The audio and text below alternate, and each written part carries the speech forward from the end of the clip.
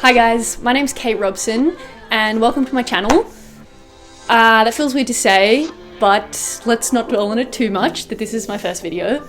So I scored 80 in section 2 of the GAMSAT in the March 2021 sitting, and that puts me in the 99.32th percentile, 99th percentile, which is the top 1% of that sitting.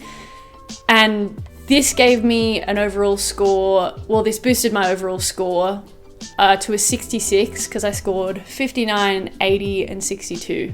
So 59 in section 1, 80 in section 2 and 62 in section 3. As you can probably tell, the section 2 score really helped my score and really brought it up to be quite a competitive score for my first sitting. And I'm really proud of that. Of a 66 for my first sitting, that's awesome. Now, I will be taking the GAMSAT next year again, just to see if I can boost that and make it a little bit more competitive. But yeah, I'm really happy with the 66, and if anybody else out there got anything like that, you should be really proud of yourself as well. But I'm making this video basically to share with you guys how I scored an 80 in section 2 and how you can too. If I can help at least even just one person get closer to their dream of getting into medicine, like I would like to, then I'll be happy. I've done my job.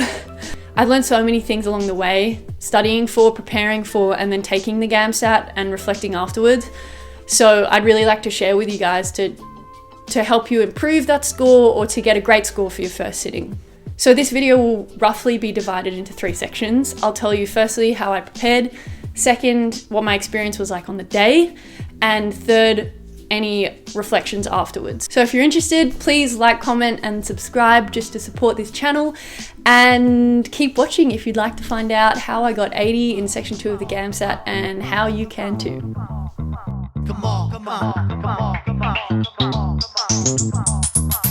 a hard time if your motion is still. Let me move some things around because the. So I'll start off with telling you guys a little bit about my background. So I completed 1.5 years of a communications degree in media arts and production, and then I switched to a science degree at the start of last year. So I had 1 year of experience in science when I sat the GAMSAT. So I had some experience in the arts, but not huge because it was communication, so it's not exactly arts. And I had 1 year of science. I had done no science in school before at all, and I'd never done any physics or anything. So that's kind of why my section 3 score was not as good, and that's why I felt more comfortable doing section 1 and 2.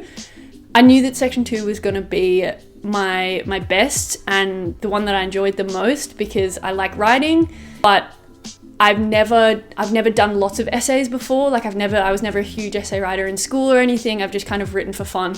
So I was relying on those skills to help me through section 2, and I knew I had to learn how to write an essay properly before I went into this. I also knew that section 2 was the one that I wanted to do well in because I thought that it would be able to bring up my mark, because I heard that section 1 was kind of hard to do really well in. Most people get kind of around the 60 mark to 70 mark if they're really good. And with section 3, I just knew that one was going to be the hardest for me to do and to do well in. It's funny that I ended up doing better in that than section 1, but anyway. So yeah, I kind of was gunning on the fact that section 2 was gonna help improve my score a lot, and thank God that's what happened because it brought up my mark quite a bit. So how much time do you need preparing for the GAMSAT? I've heard some people prepare for 6 months before, mostly when they don't have any science background at all. So that's learning all the science content. Or some people prepare with 1 month if that's all they have. And lots of people are working full time and stuff. So it really depends on how much time you have. I had 3 months and I studied for 3 months full time, starting from around Christmas time of 2020 and then going right into March of 2021. I had started uni in March 2021 as well, like the semester had started, so I wasn't really studying full time then, but I'd already done most of my study by the time that uni started anyway. I really think it just depends on how much time that you have, how much time that you need, and how much time that you want. So if you have no science background, it might be a good idea to start 6 months early and start learning the content. or if you have a real weakness that you really want to hone in on, then give it some more time. But if you're obviously working full-time or you have other commitments and things, it's going to be hard to study full-time, impossible. So just give it as much as you can, and that has to be good enough. I kind of went into it being like, well, I want to give this first go my best shot just to see how far I can push it the first time around. And yeah, 3 months felt like an adequate time. Obviously I could have always had more, but I don't know if I could have handled studying more than 3 months in a row for one test as well. So 3 months kind of was not too much time, but enough time to feel comfortable with where I was at. Now, should you sign up for a course? This was one of the biggest things that I was thinking about during my preparation at the very beginning, because after researching online everywhere for tips in each of the different sections, I kind of found that courses were the only way to get access to people who had sat it before in a really good structure and covering all different sections in a great way, because you can go on YouTube and things, but they don't have everything there. Whereas the courses have like set guidelines for what they want to teach you, and they have people that got into medicine and already succeeded in the GAMSAT. And although they are so expensive because everybody wants them and it's a huge business, I kind of settled on the fact that like I wanted to do one just because I wanted to give myself the best shot I possibly could my first time around. And I didn't want to have to learn everything myself. Like I wanted to reach out to people who had already done it before so I could save myself time. So it was really kind of like a toss-up of whether if I had the money to afford it, then would I find value in it, and would it be necessary for me to do the best that I possibly could? And I kind of settled on the fact that yes, it would. Now in Australia, when I was looking for courses, it kind of seemed like there were two major competitors, so GradReady and Fraser's. They both looked quite good. The only difference really that I found was that Fraser's was a little bit more comprehensive and more expensive, and GradReady was much cheaper and a little bit less comprehensive, but still kind of covered everything. So because I had less money, I went for the GradReady one, but Fraser's still looked great. They looked like they covered a lot of things. They had more access to private tutors and a bunch of other stuff that maybe GradReady didn't. But because GradReady was the more affordable one, I went with them. I did the GradReady comprehensive course, which was in person, and it went for a few weeks, and we had a couple lessons in class where they basically showed us how to go over questions and how to answer questions, and a little bit on how to do essays, but mostly section 1 and section 3 questions, because I feel like that's what they thought people would benefit from the most. And I did benefit from it 100%. They taught me how to do timing, work on my timing for questions for section 1 and 3, which I obviously had not grasped before, that I needed to go faster with answering questions. They drilled it into us that we had to go quicker, that we had to answer questions in a minute or a little bit more than that. And it really pushed me working around other people who were also going to sit it, that realizing that they were going really quickly, so I had to go quickly as well if I wanted to compete. I also met some great people there. I wouldn't have met other people otherwise sitting the GAMSAT, because I literally knew no one else doing it. So it was great to meet other people who were going to sit it as well, feeling like I had some sort of community in real life. So that's everything that I've got for pros for the course. Moving on to cons, obviously the big one is that the courses are expensive. I know not many people can do that. So yeah, if you have the money, I would recommend it, but obviously if you don't, then that's fine. And I really think that you can do well in the GAMSAT without signing up for a course. It just is something that you have to choose for yourself. You might have to work a little bit harder if you can't afford the course to find your own materials, but I think you can prepare yourself and do well still. You might also need to buy more of the ASA materials. I didn't buy all of them because I had stuff from GradReady that they gave me, and although they didn't, that wasn't written by ASA, so from the people that wrote the GAMSAT, it still was pretty up to scratch, and it gave me a lot of questions that I was able to answer and essays that I could have marked and things like that. If you can't afford a course, you might be able to get a tutor or something a couple times, or however many times you need it to work on your weaknesses.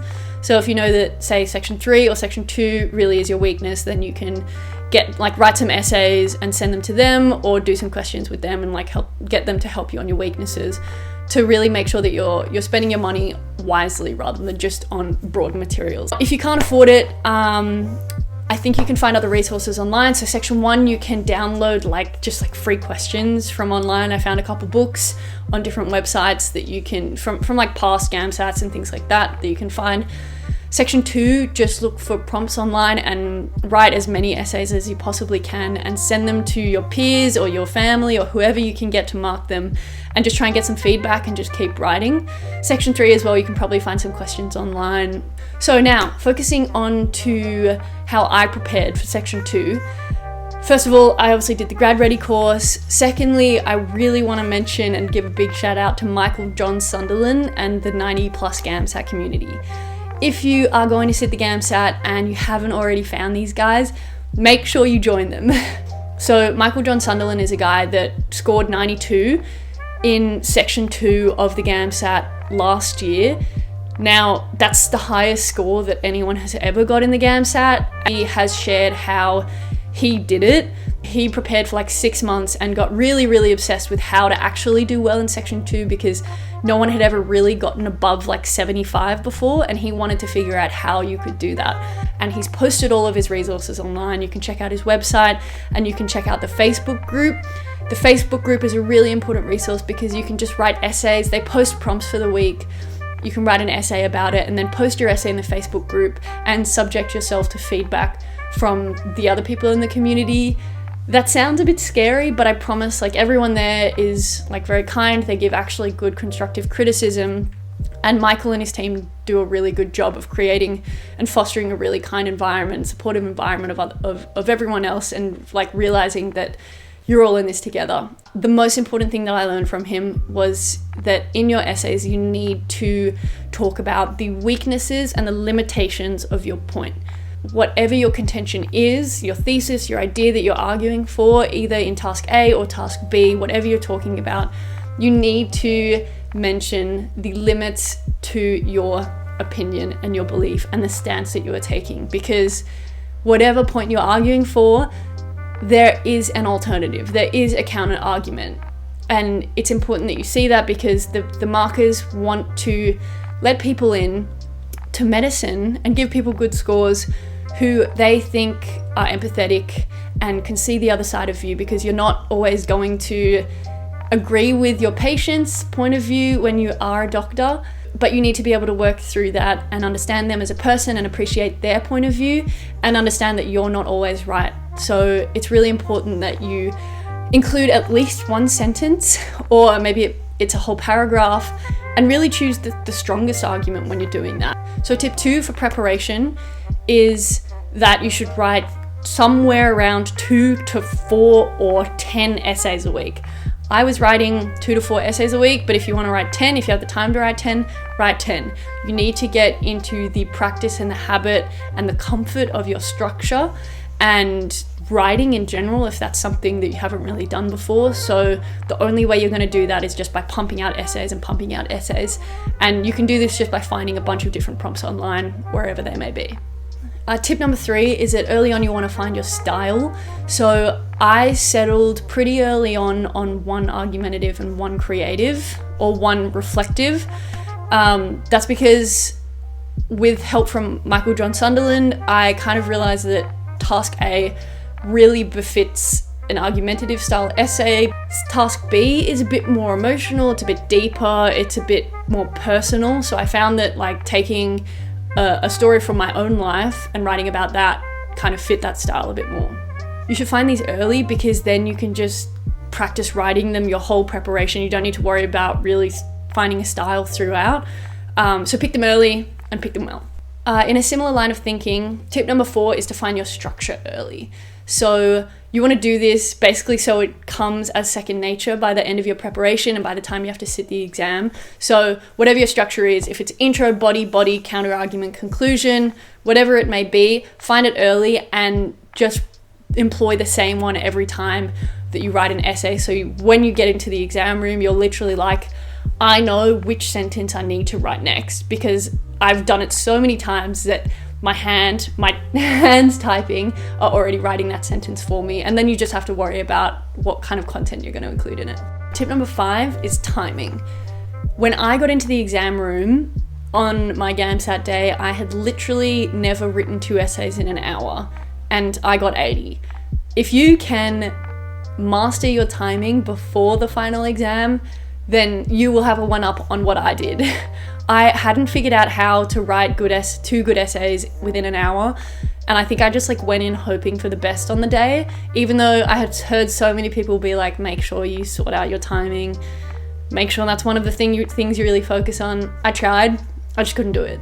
So on the day, I literally just like sacked it, and I went so fast just because I wanted to finish 2 essays, and that worked for me in the end. Like, I managed to do it, but that was the first time I had ever done it. So focus on doing that early on. Finally, tip number 6. Tip number 6 is to enjoy the process. Section 2 is a really awesome opportunity to read a bit more widely, to understand the world a little bit more, to develop your critical thinking skills, and to develop your own opinions and beliefs. Don't take it for granted, you know, like this is an awesome opportunity to explore the world a little bit more and ideas and stuff, and then communicate that on a page, and to develop your writing skills as well, because those are the sorts of things that will actually develop you as a human being and improve your intelligence, your empathy skills and stuff. So yeah, enjoy the process. Part 2, on the day of the exam. I have 2 main tips for this. First of all, get in the zone. So do whatever you have to do as if you're like a professional athlete trying to get in the zone for your race. Just believe that you've put the work in, and believe in your ability, and believe that you will be able to do well in the test. Because if you come in feeling anxious, you're probably going to focus on being anxious. So try and go in with confidence, with calmness, and trusting that you're going to do a good job. As well, don't talk to anyone. I know that this tip is kind of out there on the internet already, and I read it and I was like, hey, I'm gonna go in, I'm not gonna talk to a single person. Like, even though I'm quite friendly and chatty usually, I was like, okay, just like be rude, like ignore everyone you can. And I ended up talking to 2 girls at lunchtime, and they were really nice, and I had a nice conversation with them, and it kind of took the edge off. But then when I went in for section 3, I had lost my focus, and I kind of like went a little bit slower because I was a bit distracted. Maybe not to a huge extent, but I kind of regretted having talked to them, even though they were lovely, just because it ruined my performance a little bit. So next time I will try to keep my head down a little bit more, and I suggest that you guys do the same. On to the good stuff, writing your actual essays on exam day. First of all, my number 1 tip is write from the heart. Be honest, be truthful, and show them what you've got. The markers want to get to know you. So they want to get to know who you are as a person, what you believe, your ability to verbally communicate. They want to know you as a person. Like, writing is a great way to get to know someone to their core, because it really has to come from the heart. So show them what you can do and what you can think. So number 2, block out the distractions of what other people are doing. This one I think is really important, because when I got there on the day, I just did not realize how distracting other people's typing was going to be. Obviously the GAMSAT is online now, and for the essays that means there's going to be a lot of typing. There's going to be a lot of this. Except super loud, and times that by 100, or how many people are in the room. And imagine trying to write an essay when you're already stressed. 2 essays for a straight hour when you're already stressed. Get the earmuffs that they offer you. They offer you earmuffs on your way in. I didn't really see them and I didn't take them, but I wish I did, because within the first 5 seconds of section 2 timer starting, people were already typing like mad. And I was literally like, I was so taken aback. I was flabbergasted, because I hadn't even started coming up with a plan. I had barely read the prompts yet and people were already typing. And I think that kind of put me 5 minutes out of my way, because I got so distracted by what everybody else was doing. So do whatever you need to do to block out the other people in the room. Number 3, and this is a big one, plan your essays. I, on the day, like sacked my plan because of the reason I mentioned before. Like I was so distracted by everyone's typing that I like threw my plans out the window and just was like, I need to finish this essay and start my essay because everybody else is writing. But I think because I did that, my task A essay like kind of didn't have a really logical flow, and it didn't have a really clear contention. I just kind of wrote for the sake of it. And although I did well, I could have definitely hashed out my idea a little better with a plan from the beginning. So spend that couple minutes writing a plan at the beginning and stick to it. Tip number 4 is to not second guess your sentences too much. I think that when I was writing, I kind of wrote a sentence and deleted some, but that wasted time. I realized pretty quickly that I just needed, if I was going to write from the heart, then I just needed to write whatever came to my mind, try not to make any spelling mistakes or grammar mistakes, and just go with the flow, because like that's what was coming from me, that's what I wanted to write, and those were the ideas that were coming to me. So I think it can like waste a little bit too much time if you really think about what sentences you're writing. Just write, really. Just write and hope that your thought process is clear. Now this tip might be a little controversial, but I think it helped me. Use big words and talk about big concepts, but use simple ideas. Now, that's controversial because ASA explicitly is like, we will judge you on the quality of your ideas, but I think that, yeah, it doesn't necessarily have to be complex. Your ideas don't have to be like absolutely amazing. Oh my God, you have the most incredible brain in the world. My task A idea was not amazing at all. My task B idea was like, basically, the prompt was like, talk about how you stand out, or like how people stand out. And I literally wrote an essay about about my experience as a 6-foot white woman. Like a 6-foot woman who stands out. Like I physically stand out. And the ideas I was talking about wasn't that amazing. It was kind of like about how we need to accept like who our differences and who we are. And I tied it into like ideas within society about the body positivity movement that has recently been established on social media and things like that. But in essence, it was a really simple idea, but I communicated it effectively. I think that's a good thing to aim for, is to just like pick an idea and communicate it effectively. So it doesn't have to be amazing ideas that like I couldn't come up with because I just don't know enough about the world. Pick an idea that you believe in and argue for that idea in a way that is communicated effectively. It's all about how you communicate that idea. Along those lines, my next tip is to know some key ideas in philosophy, history, politics, and contemporary society. And pick a few ideas that you can apply and write about in many different contexts. So, for example, Michael John Sunderland recommends talking about Heidegger and the Dasein, or like the experience of being, the existence in itself, which you can apply to a lot of different topics.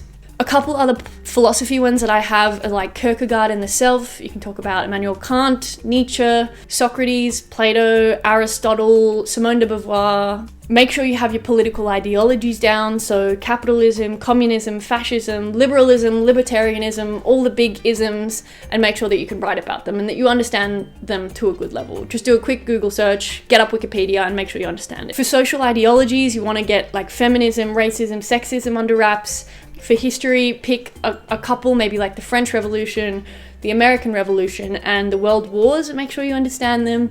And for contemporary society, I picked like Martin Luther King and American politics and technology and globalization. Big things, big events, big ideas that you can apply to a lot of situations and really like snowball them into your essays. Like just like sprinkle those terms and that knowledge that you've learned along the way throughout your essays and show them that you understand the world and how complex it is.